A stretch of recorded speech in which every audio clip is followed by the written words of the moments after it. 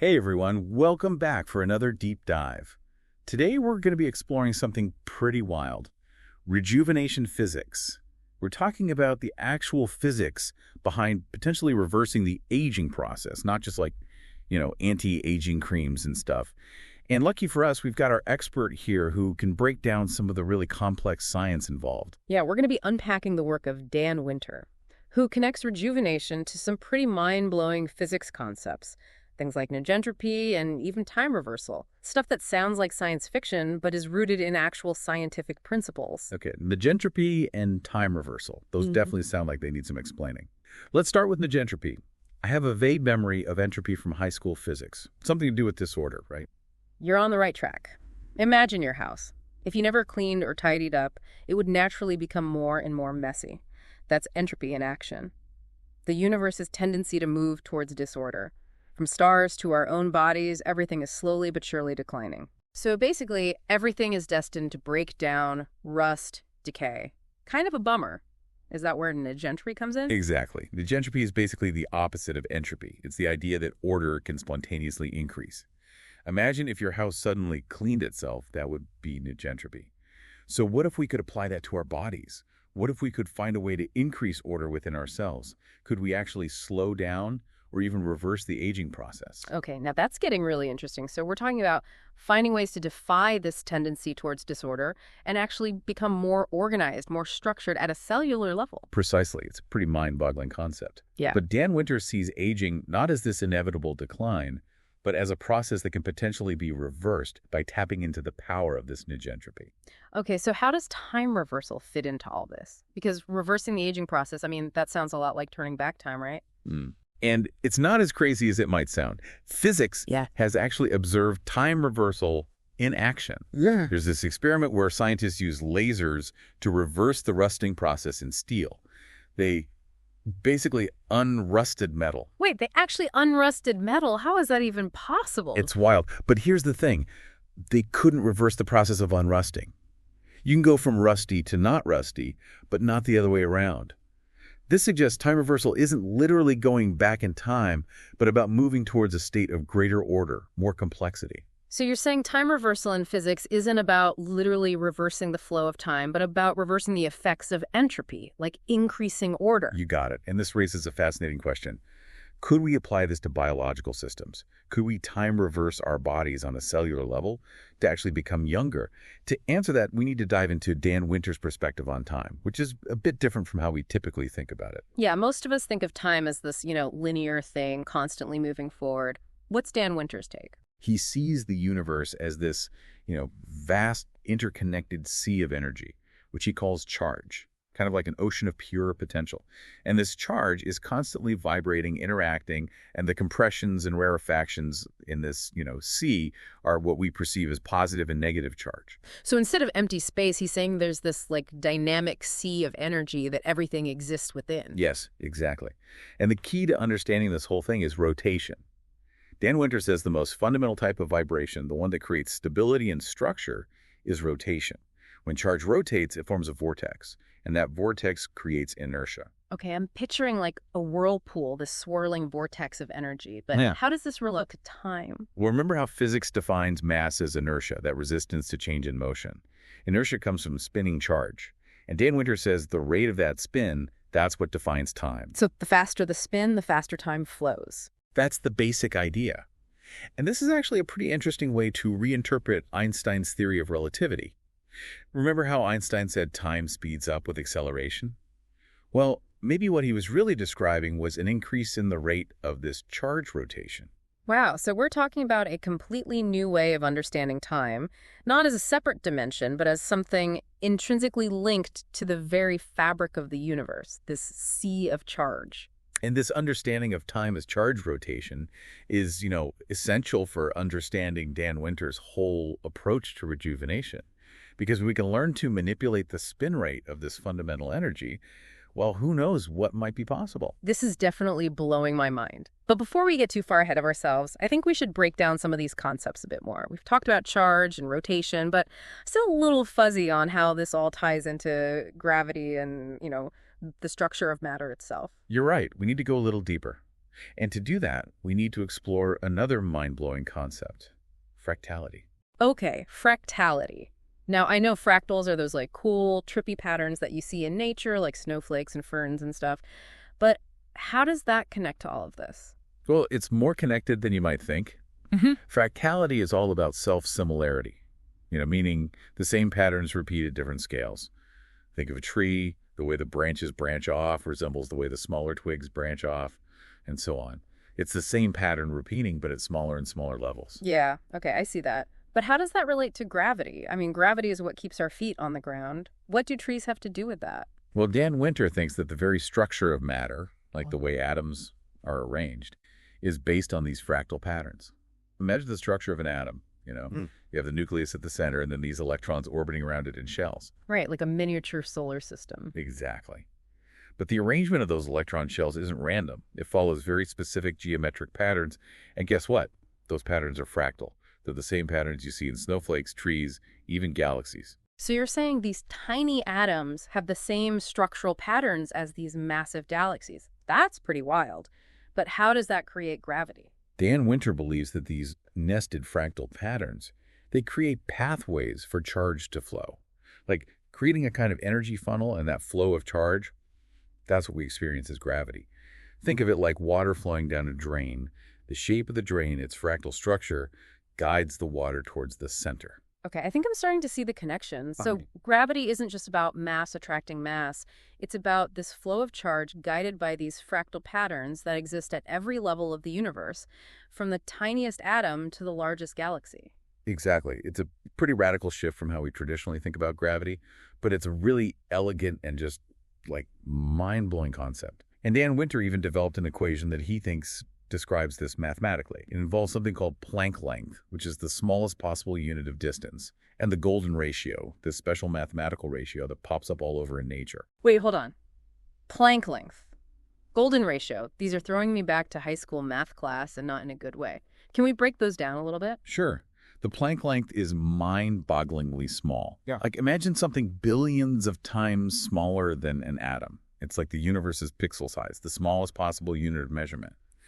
And the golden ratio is this special number, about 1.618, that seems to appear in everything from the spiral of a seashell to the proportions of the human body.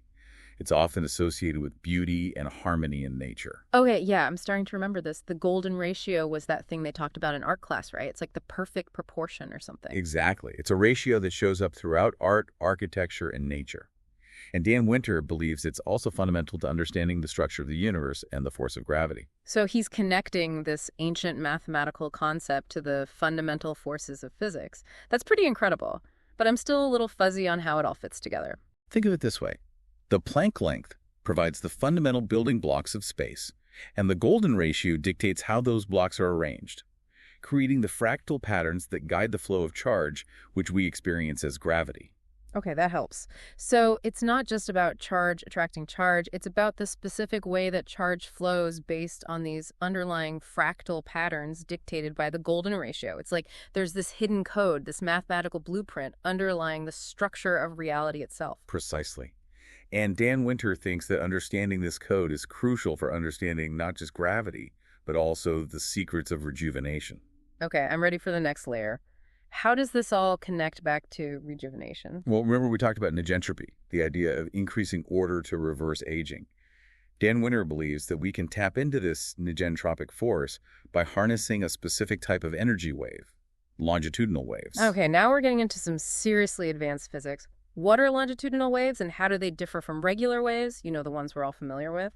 Think about waves in the ocean. They move up and down, right? Those are transverse waves. That's the kind of wave we use for radio, cell phones, things like that. But longitudinal waves are different. They move like a pulse, a compression, and rarefaction of the medium itself. Okay, so like a sound wave, where the air compresses and expands. Exactly. Sound waves are a perfect example of longitudinal waves. And the interesting thing about longitudinal waves is that they can create a kind of implosion effect, a concentration of energy. Implosion. So instead of exploding outward, it's like collapsing inward. Precisely.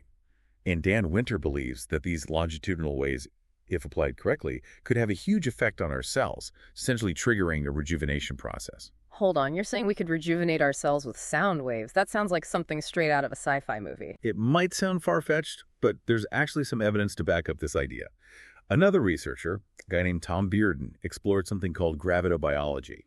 He thought longitudinal waves are a big part of how living organisms function, and that we could potentially manipulate these waves to, promote healing and rejuvenation. So it's not just Dan Winter exploring these ideas. There are other scientists looking into this connection between physics and biology, this gravidobiology thing. Absolutely. There's a growing body of research suggesting that these longitudinal waves might be the missing piece to our understanding of how life works. And if we can learn to control them, well, the possibilities are pretty mind-blowing. Okay, my mind is officially blown. Okay. We're talking about using sound waves, these longitudinal waves, to potentially reverse the aging process. This is next-level stuff. It is. And what's really fascinating is that this whole concept of longitudinal waves also ties into other unexplained phenomena like spiritual experiences, telepathy, even time travel. There's still so much we don't know about these waves, but the potential is huge. Wow, okay. We've covered a lot of ground here, from entropy and time reversal to spinning charge, fractal patterns, and now longitudinal waves. It's a lot to take in. But before we dive into the potential applications of all this, I think it would be helpful to just recap the key points we've covered so far, just to make sure we're all on the same page. That's a great idea. Sometimes it helps step back and see the bigger picture. Okay, I think I've caught my breath. We've been through a lot of really out there physics concepts. So if I'm following correctly, we're talking about a whole new way of understanding the universe and our place in it. Yeah, that's one way to put it. We've explored how the universe, might not be this empty void, but rather this sea of energy called charge. And this charge isn't just static. It's constantly vibrating, rotating, creating, everything from the tiniest atoms to the largest galaxies. And the key to understanding all of this, if we're going with Dan Winter, is the concept of fractality, right? Those repeating patterns that just keep showing up everywhere in nature. He believes those patterns guide the flow of charge, which actually creates what we experience as gravity. Right. And what's maybe the most mind-blowing part is the idea that this flow of charge can be manipulated using those longitudinal waves, those compression waves, Yeah. the ones that could potentially trigger cellular rejuvenation. Okay, so let's just say I'm buying all this. Where does this leave us? I mean, what are the practical implications of all these concepts? What can we actually do with this knowledge? Well, that's the million-dollar question. A lot of this research is still in its early stages, but there are some really promising avenues people are exploring. For example, some researchers are using something called pulsed electromagnetic field therapy, PEMF, to generate specific frequencies of electromagnetic waves, and those could potentially stimulate cellular repair and regeneration.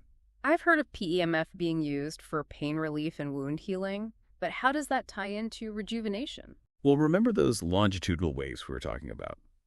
Some researchers think certain PEMF devices can generate those types of waves, which could potentially trigger those cellular implosion effects that Dan Winter talks about. So we could be stimulating our cells to, rejuvenate using these devices. It almost sounds too good to be true. Well, it's important to remember that this is still pretty cutting edge, and more studies are needed to really understand the long-term effects. But the initial findings are definitely promising, and PEMF isn't the only thing being explored. There's also some fascinating research being done with sound therapy. Certain frequencies of sound, especially in the low-frequency range, have been shown to have a huge impact on the body. I've tried some sound healing stuff before, and it can be incredibly relaxing. But you're saying it could actually do more than just relax us. Yeah, some researchers think specific sound frequencies can actually stimulate DNA repair and even activate stem cells. And stem cells, as we know, are essential for things like tissue regeneration and rejuvenation. So we could be, listening our way to a longer, healthier life. I'm all ears. What about light therapy? I know red light therapy is becoming really popular for its anti-aging effects, especially on the skin. Yes, red light therapy is showing a lot of promise. And some researchers believe that other specific frequencies of light, particularly in the near-infrared range, can penetrate deep into the body and stimulate cellular energy production. It's like giving our cells an energy boost. Exactly. And this boost in energy could have a ton of positive effects. from improving tissue repair and reducing inflammation to, potentially slowing down the aging process itself. So we're talking about using light, sound, and electromagnetic fields to basically reprogram our bodies on a cellular level. It's like science fiction is becoming reality. It's definitely a huge shift in how we think about things. We're moving away from just treating symptoms and starting to look at addressing the root causes of aging at a really fundamental level. And it all comes back to the idea that we're not just physical beings, we're also beings of energy, vibration, and if we can understand this deeper level of our existence, who knows what we might be capable of? That brings up another really important point. It's not just about these external therapies like PEMF or sound or light therapy. It's also about cultivating the right internal environment for rejuvenation to even happen. Think of it like energetic hygiene. Energetic hygiene, what does that mean? Well, just like we practice physical hygiene to, keep our bodies clean, we can practice energetic hygiene to keep our vibrations clear, harmonious. So you're talking about things like meditation, mindfulness, cultivating positive emotions. Exactly. It's all about shifting our internal state, going from chaos, entropy, to coherence and, negentropy. It's like we're cleaning up our internal energy field, creating a better, more harmonious environment for our cells to thrive. That's a great way to think about it.